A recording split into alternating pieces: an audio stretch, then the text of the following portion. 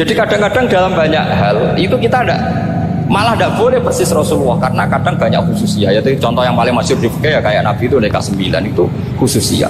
Dalam strategi juga sama. Dalam strategi memanage negara juga sama. Banyak sahabat yang punya ide yang zaman Nabi itu tidak ada. Ketika ditanya kenapa tidak persis Nabi, katanya huwa Rasulullah. Ya Rasulullah itu meskipun seperti itu, meskipun tidak tertib secara rasional, tetap dikawal wahyu. Makanya negara baik-baik saja. Kalau saya ini hanya Abu Bakar, kalau tidak ya repot. Umar ya sama, bikin Diwanul Murtasikab. Utsman juga sama. Kalau Nabi tidak. Tapi tidak apa-apa karena ada karisma. Sekarang ya seperti itu.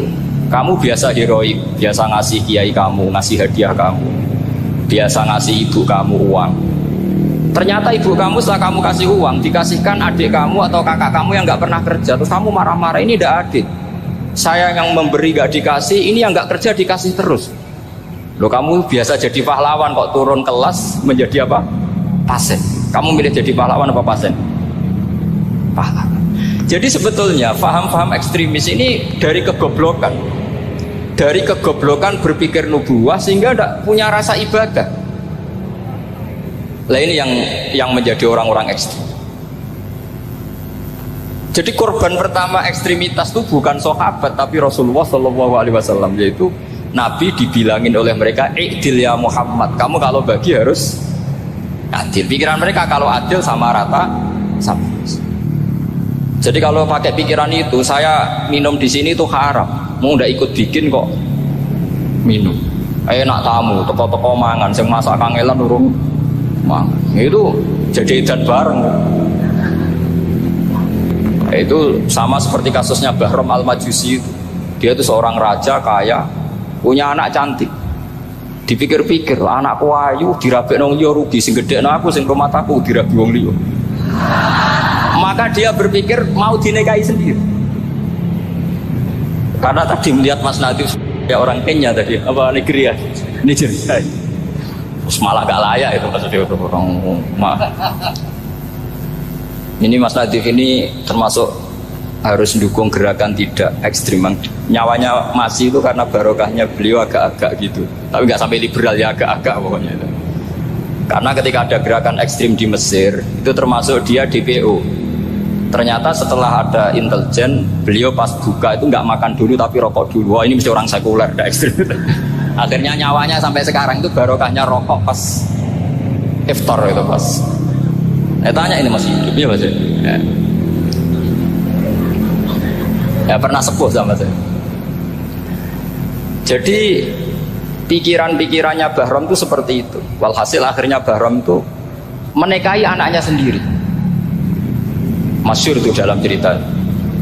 Jadi ceritanya itu ada seorang wali tidur di Masjid Haram sama Rasulullah, ditemuin gitu. Terus kata Rasulullah, salam saya untuk Bahram Al-Majusi. Ternyata dicari-cari nggak ada Bahram lain kecuali Bahram yang berdua, bahkan anaknya sendiri mau dinikahi. Ya cara berpikir karena seperti itu. Kalau kita berbuat banyak harus dapat. Itu bahaya. Bahaya sekali karena kalau dalam teori karena saya ya masih waras itu. Jadi kalau dikasih itu bingung. Tapi banyak juga guru-guru yang dulu ngaji lama setelah ngajar di pondok alma maternya nuntut. Saya tidak tahu itu. Itu sudah ada agak-agak kayak itu tadi. Walhasil si Bahram tadi itu, ini cerita harus saya teruskan karena nggak boleh diputus. Dapat salam dari Rasulullah, ternyata dibalik nakalnya dia itu ulang lagi sampai 3 kali. Dia tanya, kenapa Bu kamu begitu? Katanya, saya ini anak-anak saya kelaparan. Kalau saya pulang anak-anak saya nangis minta makan. Saya ingin minta Anda. Tapi setelah saya ingat Anda ini Majusi, saya mukmin, saya mukminah, saya pulang. Ya sudah Bu, kamu di rumah saja. Nanti saya kirimi makan. Dikirimi sendiri padahal. Tapi intinya berpikir seperti tadi itu salah, bahwa kalau saya berjasa banyak harus mendapat apa? Begitu juga era Sayyidina Utsman, Ali. Itu juga ngalami orang-orang yang ekstrim. Misalnya begini, saya contohkan korban-korban ekstrim yang real. Sayyidina Ali itu masyhur, dia punya musuh besar namanya Muawiyah. Karena permusuhan ini tidak bisa dihindari. Jadi kalau dalam fikih Islam ini anak-anak saya ajari fikih. Kalau orang mukmin membunuh orang mukmin itu hukumnya dosa besar apa kecil? besar. Itu di bab kisos. Tapi orang fikih itu unik. Di fikih itu ada kitab sial namanya. Di takrib ada kitab sial. Dan di situ ada penjelasan mangkutila duna mali fahuwa syahid. Orang yang dibunuh karena membela hartanya atau keluarganya, itu dia mati syahid. Kalau dia posisi membunuh, maka malingnya atau penjahatnya muhaddarun damu, nggak punya hak untuk kisos karena dia anggap nggak ada artinya darah.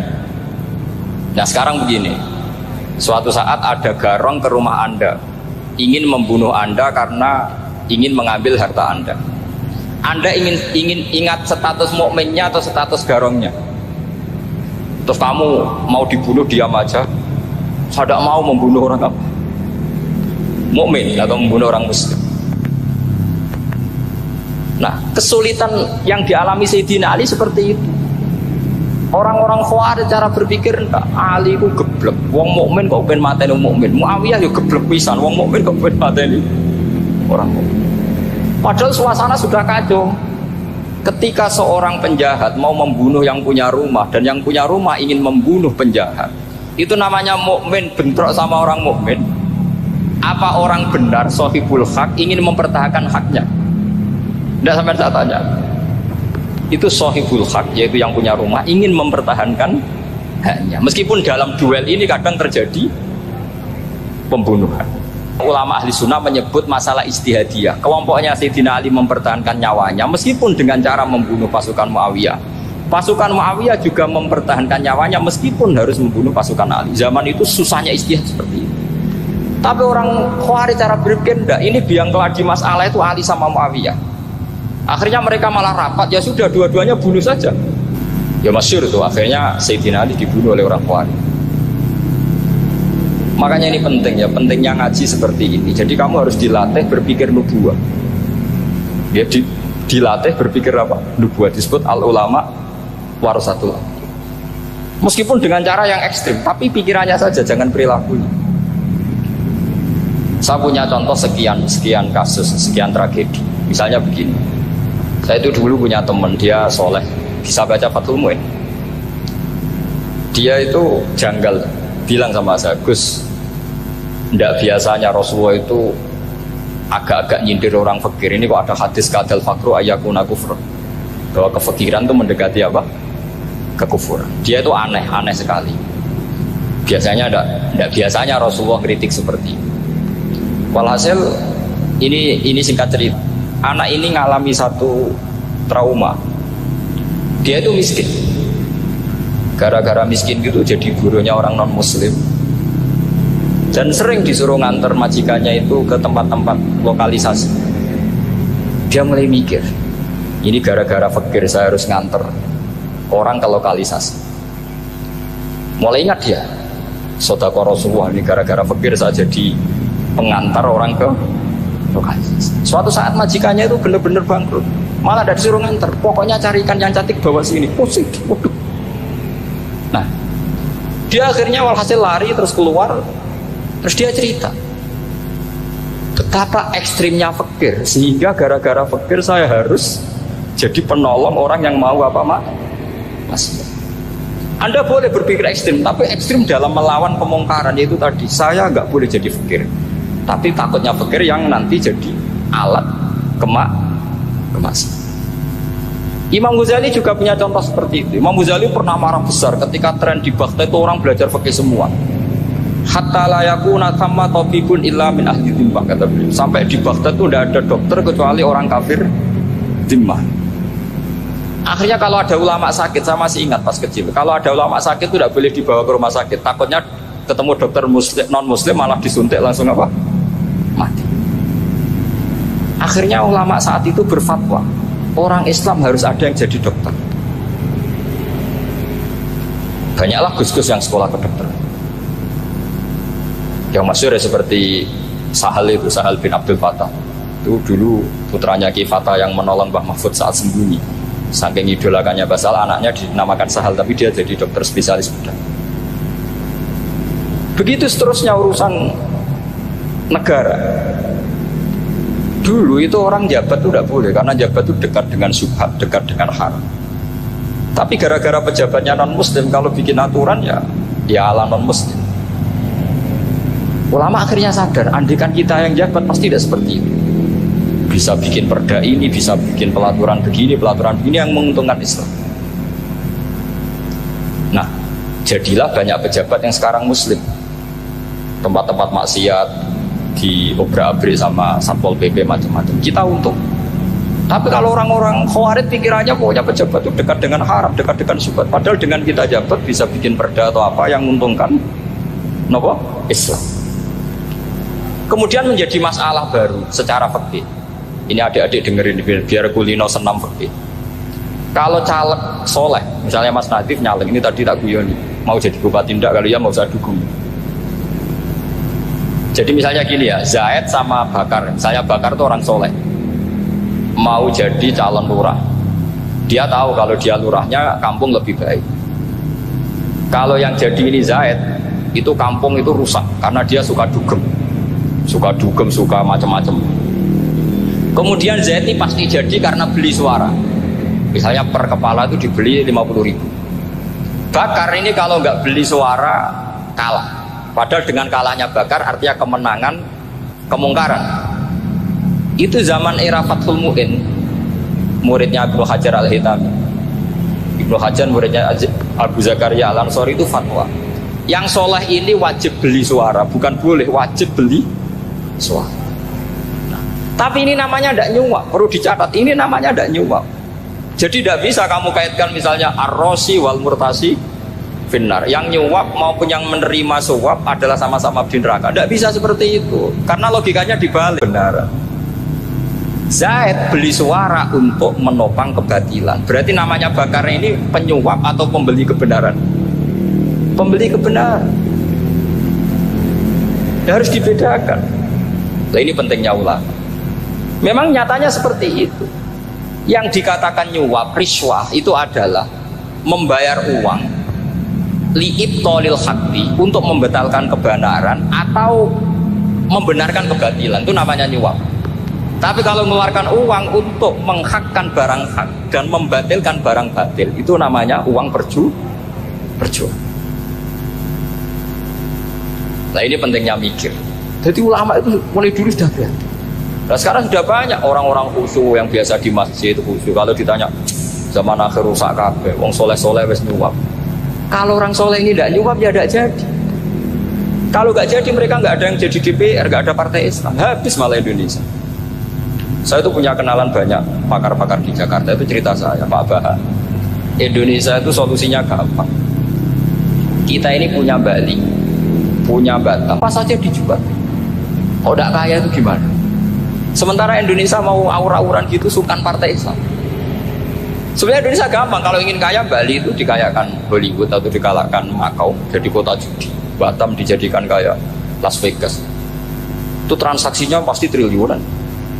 Orang kamane wong muda dijual, judi dijual, orang tinju dijual.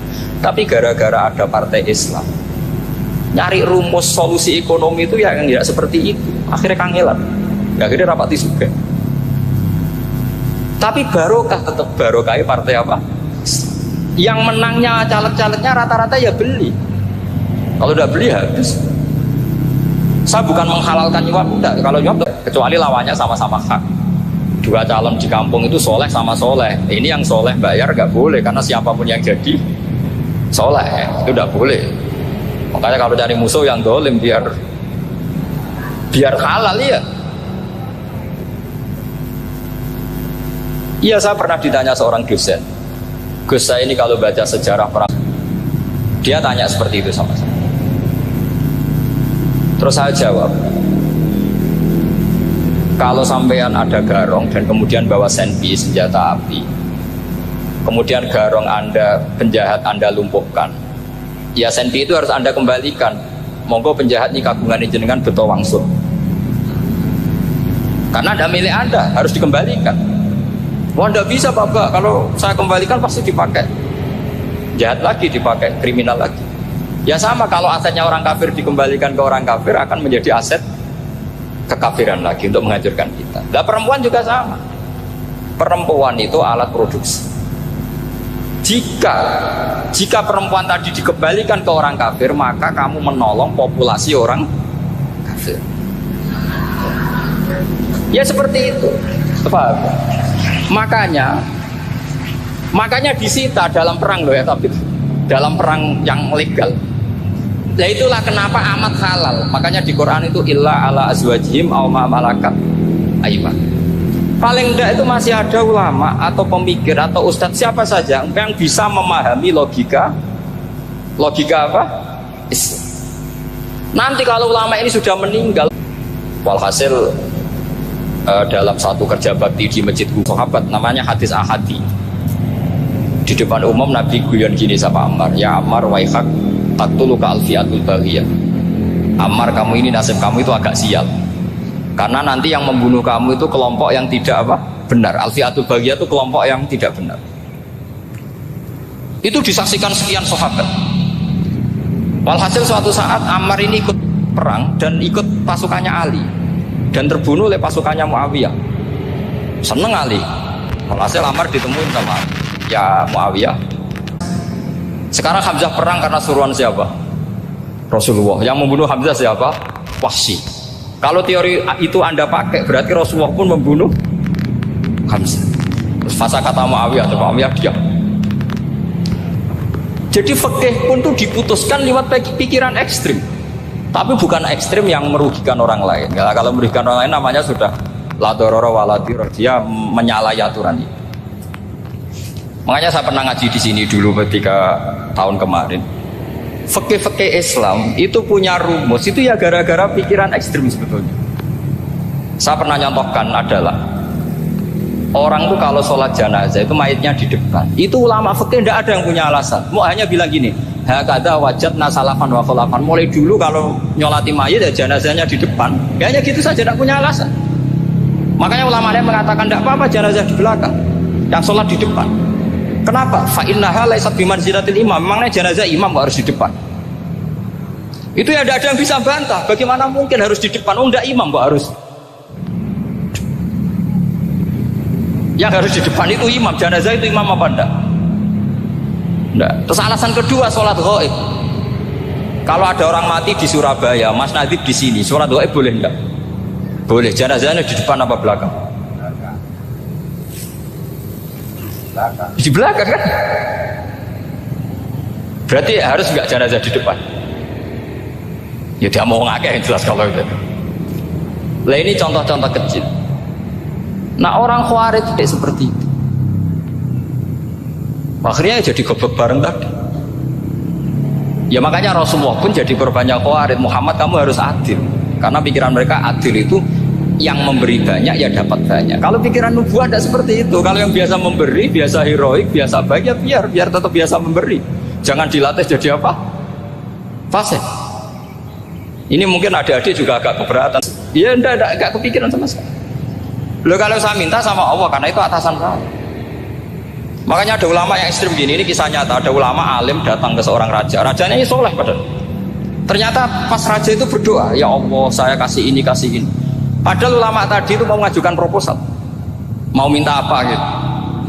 Terus dia pulang ketika ditanya, Pak Kiai kenapa pulang? Ternyata raja itu minta zat yang sama yang saya minta. Kalau raja saja masih minta, ngapain saya minta raja? Saya akan minta zat yang dimintai raja. Terus pulang dia. Wah itu ya pikiran ekstrim, tapi bagus ekstrimnya. Saya akan minta zat yang dimintai raja. Kalau sampean kan enggak, uteke saya les, sholat dinteni, tetap jalo. Oh, kok orang mikir seperti itu.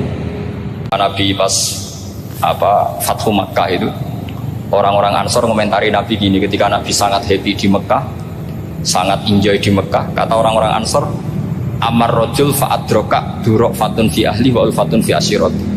Namanya orang pasti happy kalau di kampung halaman. Jangan-jangan Rasulullah itu nanti hidup di Mekah lagi, karena Mekah sudah dikuasai orang Islam. Beliau pasti kangen sama keluarga, sama Mekah.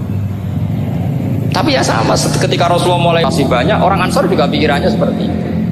Baru orang Ansor dilatih pikiran nubuwah, yaitu tadi mereka itu dapat kambing, dapat sapi terus pulang. Kamu mendapat saya, milih mana? Milih Rasulullah Shallallahu Alaihi Wasallam. Sekarang kamu saya balik. Kamu punya kiai, kamu bisa memberi hadiah, memberi beliau. Suatu saat kiai Anda ini kaya raya, terus sering ngasih orang-orang yang nggak pernah berjasa. Kamu nggak pernah dikasih.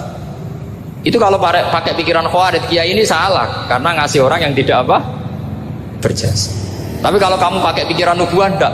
Alhamdulillah saya tetap istiqomah memberi kiai itu. Dan alhamdulillah nggak dibales. Semoga balasannya di akhirat. Ya sudah seperti itu.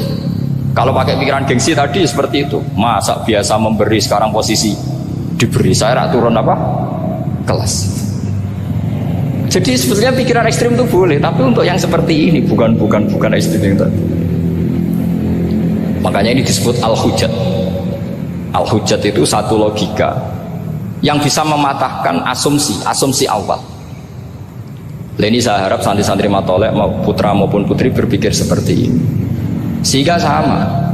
Jadi misalnya sekarang dibalik, kalau ada orang NTT yang masih non muslim, itu orang kafir yang harus dibunuh atau orang kafir yang harus didakwai. Mesti pikirannya itu, kalau nabi itu ya semua yang didakwai nabi dulu orang kafir. Nah, ketika nabi di Mekah itu pertama ketemu orang kafir itu dibunuh atau didakwai? Didakwai. Ya berarti pilihan sekarang ya didakwai bukan dibunuh.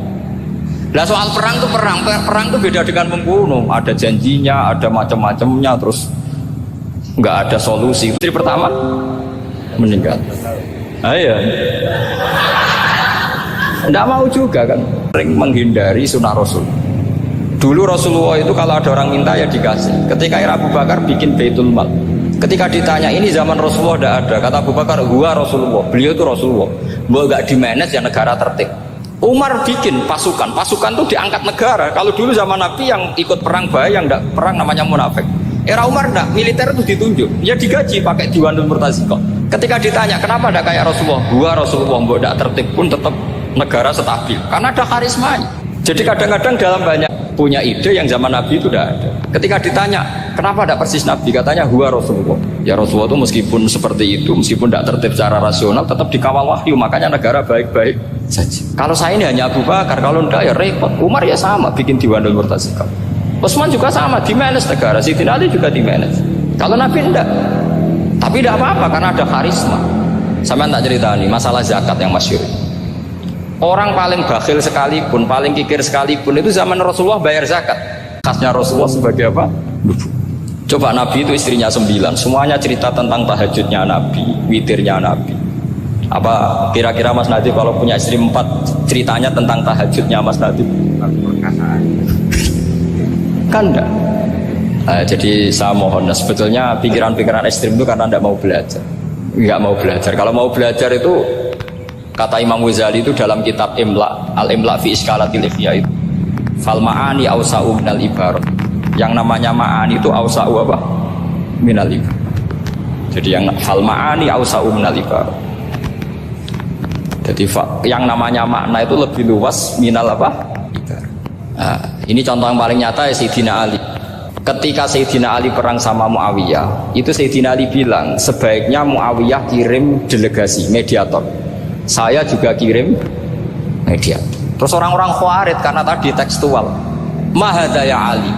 Ini apa ya Ali? Lam yujad fi kitabillah. Aturan mediator itu tidak ada di Quran. Bahwa kalau kita perang harus ada mediator itu tidak ada. Terus Sayyidina Ali baca ayat wa in khiftum shiqaqa bainihima fab'atsu hakaman min ahli wa hakaman min ahliya. Jika lelaki dan perempuan, suami istri terjadi shiqaq, terjadi konflik, maka suami kirim satu mediator, yang pihak perempuan juga kirim mediator. Terus Sayyidina Ali ngendikan wa amru Muhammad a'dhamu min amri rajulin wa imra'atin. Urusan umat Muhammad lebih serius ketimbang urusan hanya sekedar suami dan istri. Maka kita butuh hakam, butuh mediator.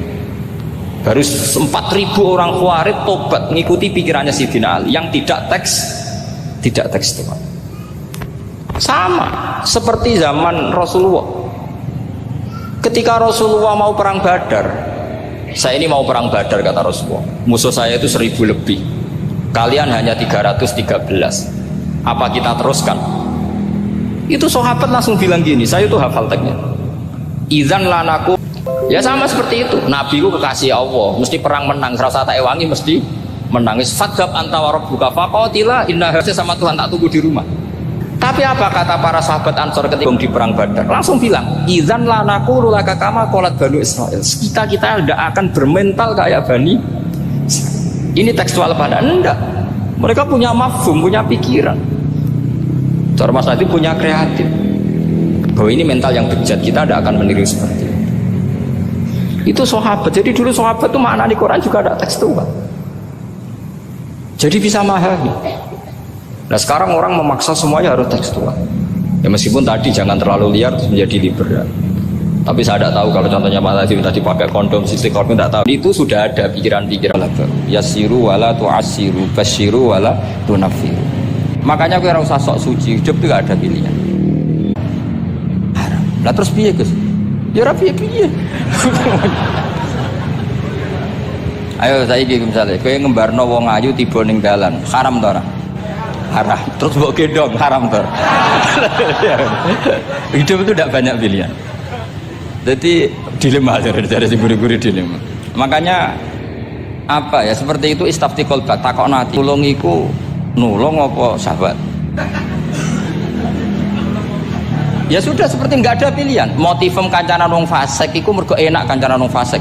Delok dangdut pantes apa pantes. Apa motifmu didik? Ayo rata-rata ke kancanan fasik motifmu didik apa enak kancanan fasik? Enak. Haram berarti. Ya seperti itu. Memang banyak sesuatu yang apa?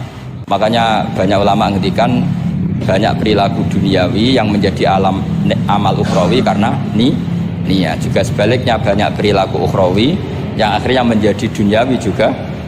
At-tasek wal asir wal hati asih atau nyusuli huma ing tasahud lan kuut apa salamun salam iku ruknani berarti rukun karone. Di salam itu berstatus rukun, berarti tasyahud awal berstatus sunnat karena tidak diakhiri salam. Jadi nak wonten tiyang traweh kok 4 rakaat langsung salam itu nggak bisa dikatakan batal karena statusnya tasyahud awal nopo sunnat. Ya.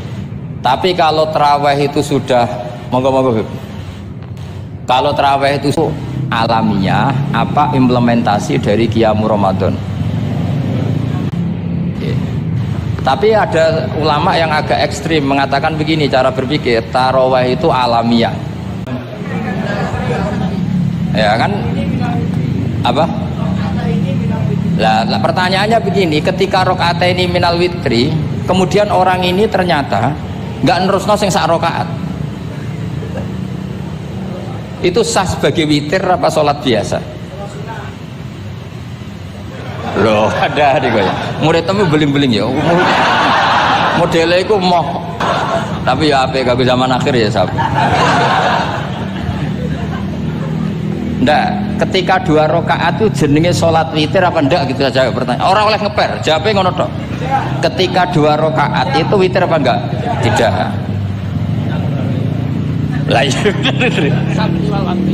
Lah ya ikut paket witir. Berarti niatnya sampean gini, ya Allah saya sholat 2 rakaat, ini paket witir loh Gusti. Makanya shollu sunnatan rakaat ini minal witri. Jadi seperti itu kan bingung gitu. Nah sekarang begini, ndak ini latihan fikih karena saya pengajar fikih.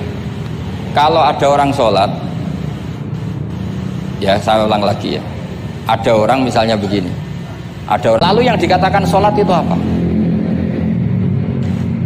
Yang dikatakan sholat adalah satu akwalun wa af'alun muftah. Nah, lalu ketika dia rukuk itu batal. Batal yang batal apanya itu Pak? Wong dia belum berbentuk sholat, itu di takrib itu melihat perempuan yang ajnabiyah itu haram kecuali untuk sekian hal, termasuk mulang muamalah. Terus ngopi dia ke muamalah, repot. Sekarang pertanyaannya, kamu ngopi demi melihat apa melihat untuk ngopi? Nggak jawab. Lah anak niatnya ngopi, mestinya kan brewok lah ya di ngopi ini kan itu. Coba kule brewok, coba kule komisen. Kopi nah yang kira-kira agak haram itu mesti begini. Saya sama Habib Ali jalan ke Jakarta terus ngantuk ngopi, kebetulan bakule ayu insya Allah halal karena orang niat Nak sampean kan gak apal, wah sing pojok kono wae. Wah itu mas. Makanya kalau berteman orang fasik itu hati-hati ya. Kalau itu kamu lihat umat Rasulullah Shallallahu Alaihi Wasallam yang perlu kamu selamatkan, yang perlu kamu bina, jenenge tarbiyatul fasik, membina orang fasik. Tapi kalau kamu memang bermental fasik, ini namanya mualah, berkawan sama orang fasik. Itu hukumnya langsung rubah. Kalau mualah ya haram, kalau tarbiyah sunnat atau bahkan wajib. Lah takok bedane piye Gus? Ya takok awakmu. Udah. Wis engko nang akhirat ya misale kowe sila ya sah, gaya lugu apa sah. Meskipun ya rada kurang ajar mau salat arang-arang wae kok. Tapi secara hukum sah. Jadi misalnya wonten wong desa terus kadang tasawuf akhiru sikile rada mlekang, kadang wis pokoke wa kaifa ada jasa. Jadi pentingnya ngaji ngeten iki paling gak nglahir itu gak ada. Misalnya aja mentang-mentang sampean khusuk lungguhe bener terus nek ana lungguh rontok metintang sithik, wah iki gak sah. Gak tau ngaji. Kowe sing ora tau ngaji maca wa kaifa ada jasa. Mane kowe sing ora tau ngaji wa kaifa ada jasa. Enak ora tau ngaji malah nuduh. Iso wae sing lungguhe ora bener ku wali malah lara wae. Meskipun agak-agak ya ora. Wali kok lungguhe ngono. Tapi nak misalnya wali tenan kualat sampean. Lah ya Pak ini baru kayak ngaji gitu terus wong niku ben gampang husnudzon ambek umat Rasulullah sallallahu alaihi wasallam. Mergi kita tuh gak mungkin bayangno donya ideal itu ora mungkin. Kok jeneng roh tiyang tawaf ngono semua macam-macam. Coba misalnya mboten enten pendapat Imam Malik sing darani batale wudu nyuwun sewu lamsu maknane jima. Madzhabi Abdul bin Abbas. Lah sampean tawaf ya mesti rasah, mesti kedemek wong wedok. Kedemeke wong ayu-ayu, kadang gue ya gelem tenan. Lha itu satu-satunya solusi kita intikal napa? Masa. Oh, tetep ra iso ra kedemek. Wis aku ora ganteng lah tetep kedemek. Niat khusyuk gitu tetep kedemek. Apa meneh awale wis rapati khusyuk. Lho kok iso wong khusyuke kedemek. Jebule ora. Piye gitu. Lah aku ya ora krasa lagi usul pangeran coba. Ya kena kok sampeyan terus krasa mboten. Wah ngenyek wong niku ngenyek wong. Mboten kula pasti ku intenan eling pangeran tenan gak krasa ora sing nyekel. Pas niku lho bos sak teruse ra roji. Fil haji fi ku ing dalem. Lah kok mboten sebuti teng Arab niku wong nak mboten haji ku wajahe ditutup nganggo cadar. Tapi nak pas ihram malah wajah wajib dibuka. Iku wis mari uji nyali tok. Rezeki. Mulane Hajar Aswad tuh ngenes, mulane dari Hajar Aswad aku dhisik putih. Gara-gara dosane Bani Adam dadi ireng. Mane kata yang haji nangis kan termasuk niku nyesal deh. Jebule wong sing rayu bojone tok wong nuduh wayu kabeh. Sing bagian niku maksudnya. Dadi nyen repot. Pangeran niku nguji ngoten faman faradha fihinnal hajja fala rafatha wala fusuqa wala jidala fil hajj. Bener nak salat sak fasik-fasike wong pas salat iku mesti warung lanang-lanang. Salate ning masjid ngarepe wong lanang, pinggire wong lanang. Haji mboten. Masjid Haram, masjid paling suci sak donya, tapi itu uji nyali tenan. Kalau di kanca haji beb tiyang Magelang khusuke sak pol. Selawase ra tau salat jejer cawe. Ya akeh sing takok sampean ngono gayamu.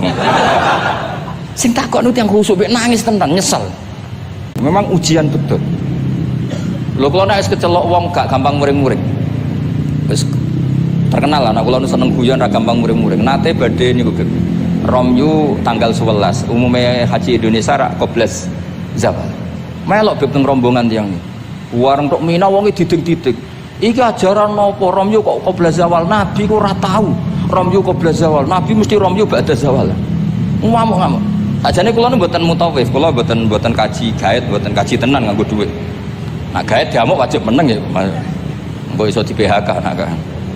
Akhirnya kalau ngomongin, akhirnya kalau dijono Pak Bak sampai sing ngadepi. Ya Nabi ora tau Romyo koblas zawal tapi ora tau ngamuk-ngamuk koyo kowe ya. Mangkel opo. Lah ya Nabi ora tau Romyo koblas zawal tapi ora tau ngamuk-ngamuk koyo kowe ya.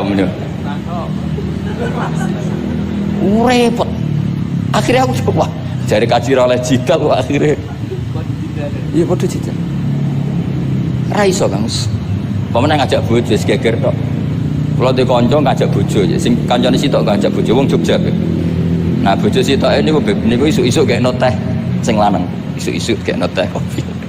Sing di bojo ora gawe noteh. Wong wedok api ngono maksudnya. Jawab sing wedok. Lah piye ijolan?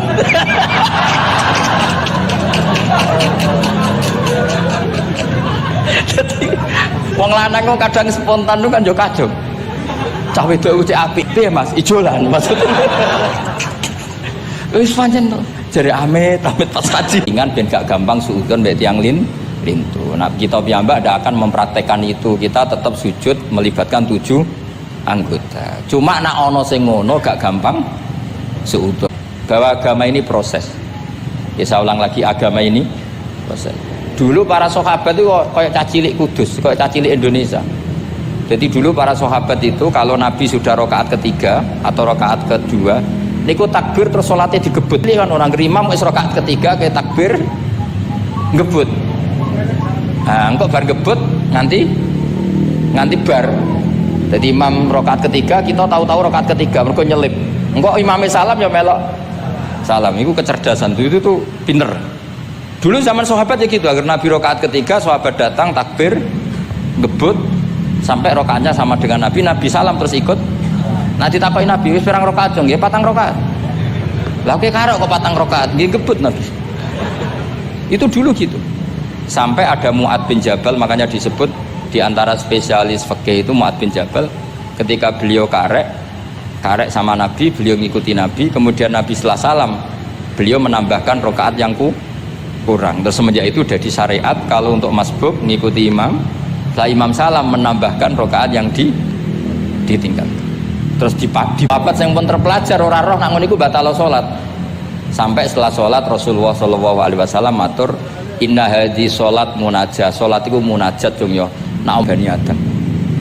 Akhirnya semenjak itu salat ngomong mbek Bani Adam hukume batal.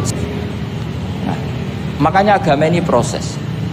Sehingga fiqh dakwah itu harus dihidupkan. Sekarang enggak orang langsung pakai fiqhul ahkam. Akhirnya umat ini melayu. Harusnya yang dimulai fiqh dakwah. Jadi dulu Nabi berkali-kali kecewa be umat itu, tapi Nabi ngempet karena prosesnya fiqh dakwah. Lho nate wonten tiyang niku nyuwun sewu, ijek dia penggawean maling. Sowan Nabi di wis masyhur. Nabi mau ngangkat dia cong kowe salat. Ada sahabat yang nyuwun sewu rontok usul ning Nabi. Ya Rasulullah, dia punya penyakit sering maling. Kenapa tidak kamu larang supaya tidak maling? Nabi jawabnya ngeten, sayanha huma yakul. Adek neng kok salate wis bener wis sawi. Ada orang preman agak suka malak orang gitu. Tapi nak salat tenan. Tapi ya malak. Jadi contohnya ya kayak ora usah takok. Ya fase ku macam-macam, preman ono ngegeng delok wong wedok ono delok dangdutan terus macam-macam. Tapi nak salat khusyuk. Ada seorang wali yang mangkel. Mangkele iku gunane apa kowe salat wong ijek fasik. Jawab orang tadi, sama siapal kalimatnya yang diceritakan Habib Zain. Ada'u lisulhi maudian. Saya tetap ingin ada alasan saya berdamai dengan Allah. Jadi aku nak pas maksiat itu kan hubungan saya dengan Allah kurang baik. Maka saya tetap akan menjaga 1-2 perilaku saya yang saya menjaga perdamaian dengan Allah. Istilahnya dalam bahasa Arab, ada'u lisulhi maudian. Saya tetap punya sisi musolahah berdamai dengan Allah. Sehingga suatu saat mungkin Allah pas ridho, sholatnya dia makbulah, kemudian dia jadi wali. Makanya kita ini nggak pernah tahu Allah ridho pas kita apa, juga nggak pernah tahu Allah benci pas kita apa. Sehingga raiso sampean muni apa gunane kaji nek ijek lakuane ngono, apa gunane ngaji Minhajul Thalibin iki ora usah ngono. Saya pas sampean ngaji, pas ra paham, lek kula ngono. Jadi kita tidak pernah tahu Allah itu meletakkan ridhonya di mana, meletakkan sukhtunya di mana. Wonten orang Hawariyin dalam cerita Ihya. Orang Hawariyin itu orang-orang hebat, wali-walinya Allah, pengikut Nabi Isa. Ono preman liwat. Si preman ini spontan melihat orang, dari awal memperlambat jalannya karena dia bilang misli, saya seperti saya nggak layak berjejer dengan orang soleh. Intinya si preman menjaga kesopanan, si wali memelihara keangkuhan. Jadi si preman dari awal dia sudah merendahkan jalannya karena nggak ingin sejajar. Si walinya tambah banter karena ingin nggak jejer. Allah saat itu juga menfirmankan ke Nabi Isa karena masih zaman nubuah, Isa Liyas ta'nifa al-amala, dua orang ini memulai amal dari nol. Wali ini tak hapus semua amalnya, preman ini tak hapus semua dosanya, semuanya nol. Yang satu untuk barokahnya adab, yang satu untuk afatnya ujub. Jadi mulanya jadi jelas sih perkara niku tak dudono. Kenapa Gus Bak sikapnya ra jelas? Ya bawaane wong alim ora jelas, bocah kok kandhane angel. Dadi bawaane wong alim ora jelas. Tapi ora jelas e wau karena ape kancaran wong fasik engko kancaran wong fasik kok dadi syariat ya ndak mungkin. Sok suci ya ora. Makanya didawakan Allah laisa laka minal amri syai'un au yatuba alaihim au ghadib. Jadi wong fasik potensi ini di sepuro pangeran, tapi ya potensi disiksa pangeran. Nah delok potensi di sepuro kita oleh ngancani, nah delok potensi disiksa kita ora oleh. Masalahnya kita tidak tahu. Nggih, masalahnya kita tidak tahu. Delok tengene cerita-cerita wali. Wong sowan Sunan Bonang iku nggawa gula salam templek ra mesti dadi wali. Kali Jogo sing kenale lewat dadi wali. Kali Jogo kenal Sunan Bonang pertama iku mergo napa? Lika. Kenalane wae lewat lika. Tapi malah dadi wali. Suraka kenal Nabi ku perkara ape bacok, mergo iso nyekel Muhammad, ya tentu dijangkar wong sing ngomong wong kafir, sing iso nyekel Muhammad. Mulane dadi kiai ku bingung. Nak nyeritakno tarikh kok nyebut Rasulullah kan gak mungkin, wong kafir kok kiai sayembara sing nyekel Rasulullah sallallahu alaihi wasallam dikei hadiah. Ya mosok wong kafir kok sayembarane muni apa? Sing nyekel Rasulullah sallallahu alaihi wasallam tak kei hadiah. Sing bacok Muhammad Rasulullah sallallahu alaihi wasallam tak kei hadiah, kan mboten mungkin wong kafir kok muni Iqra ya Muhammad. Mergo sallallahu alaihi wasallam. Ya ora roh donya iku ora roh. Ana wong saleh sak labah amen jamaah sampai diarani hamamatul masjid. Tapi ceritanya seperti itu akhirnya semalane donga ya muqallibal qulub tsabbit qalbi ala dini, kita tidak pernah tahu. Ya sudah seperti itu. Paham ya, tapi ya kita tentu ngikuti syariat wa kullun muyassarun lima khuliqalah.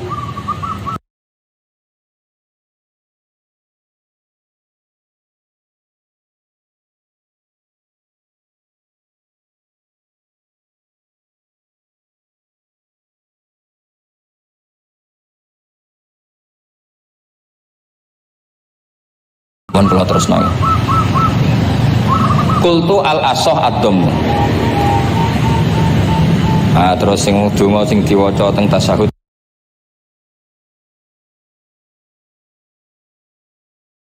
Oke, kalau waca bismillahirrahmanirrahim. Kultu al-asoh wa anna Muhammad Rasulullah sabata fi sahih Muslim wa alam wa aqalli salat ala nabi sallallahu alaihi wasallam Allahumma sholli ala Muhammad wa ali wa ziyadah ila hamidum majid tumeka maring hamidum majid. Berarti kata kita napa wa sholli ala sayyidina Muhammad wa ala ali sayyidina Muhammad kama shallaita ala sayyidina Ibrahim wa ala ali sayyidina terus sampai fil alamina innaka hamidum majid. Dan ini sebagai pendapat namine Hasyiatut Turmusi. Hasyiatut Tarmasi atau Turmusi ini karangannya Syekh Mahfud Termas. Beliau adalah murid Sayyid Abi Bakar apa? Syato Sohibul Li'anam. Terus guru dari Basim Asyari. Beliau teman dekatnya Habib, mbahnya Habib Anis. Jadi Anis bin Alwi bin Ali. Jadi temannya Sohibu Simtiduror. Itu beliau cerita tahiyat itu adalah perwujudan dari dialognya Allah kalian Kanjeng Nabi. Terus ketika Kanjeng Nabi dugi Sidratil Muntaha, ya, ketika dugi napa? Iku mboten kepengin saking senenge teng umate bahwa kebahagiaan itu hanya untuk beliau. Saking sayangnya teng umate, terus ditambahi assalamu alaina wa ala ibadillahi sholihin. Jadi itu barokah syafaat Rasulullah sallallahu alaihi wasallam. Jadi sakjane saking Allah namung assalamu alaika ayuhan nabi, hanya untuk Kanjeng Nabi. Tapi Kanjeng Nabi carane nego. Ampun nek Gusti niki umat kula wong kudus kathah ngono dadi kira-kira ngono. Dadi ya pangeran yo dinego ampun nek Gusti niki. Ditambahi assalamu alaina wa ala ibadillahi sholihin. Niku sami kalian wala saufa yu'tika rabbuka fatarda. Muhammad, kamu akan saya kasih nikmat kemudian kamu puas. Jawabane Kanjeng Nabi napa? Fa la arda wa wahidun min ummati fin. Kan puas mate Nabi, ora gedeng umat sing kumat. Ora tau waras. Yo bingung tenan ngadepi wong fasik ku. Beku wedeng piye-piye iku umat Kanjeng Nabi. Ora gedeng sing ngerusak tatanan yo wong iku. Sampeyan milih gedeng apa milih seneng? Nah sampean jelas kan akeh sing akrab. Sing bingung kok wong saleh ku bingung. Lho nek wong saleh kan penak kan cara nu fasik santai wae pancen bagian dari itu. Bingung so. Ulama ra bingung ya rapat ulama. Mergo jajal sampean misalnya ngadepi wong fasik bingung. Ora mbok bina, engko ya disalahno pangeran. Mbok bina kadang yo kakuwati wong uteke sira. Pokoke angel urip ku. Lho nak Kanjeng Nabi karwan pinter ono diwarai pangeran. Sampean sing mari sapa? Curang yo. Tapi sing binate ngendikan syafaati li ahlil kabair min ummati. Saniki mboten saleh sithik ambek wong fasik ku gedhe ora karo. Kok ambek wong fasik, ambek sing wong tahlil lho gedhe. Mergo beda mazhab. Ambek wong sing beda pendapat iki gedhe. Ini ku mboten enten sanate, hubungannya ndak boleh seperti itu. Hubungan bainana wa bainal mukminin. Yo soal mangkel yo bawaan manusa lah. Jenenge berarti pisau iku yo mangkel. Dhuwit dikemplang yo mangkel. Itu wajar lah mangkel sekadar.